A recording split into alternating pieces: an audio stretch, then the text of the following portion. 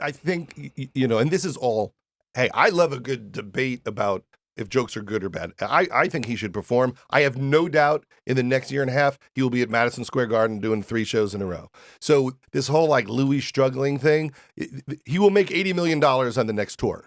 Okay, this all lands with him triumphant in some way. Maybe not with everybody, but that's where it lands.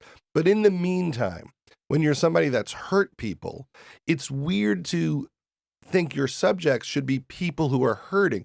Trans people, they commit suicide. They get murdered at a crazy rate. So it's not really the moment to go, I'm put out by the fact that you want to be called by a certain name. Yeah, a lot of people have done that bit, by the way, so it's not even that interesting a bit. The medium changes. His bit on that was the thing he did about calling me I'm a location, and the punchline on I'm a location, it made me laugh out loud. It was a hilarious joke. I don't even...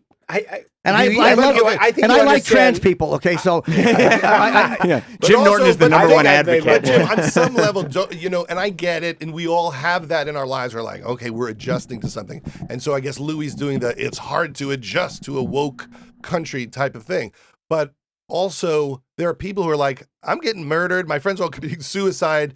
Maybe it's not the moment to call me a jackass because I want respect. No, I don't believe that. I mean, of course, if life was that literal, sure.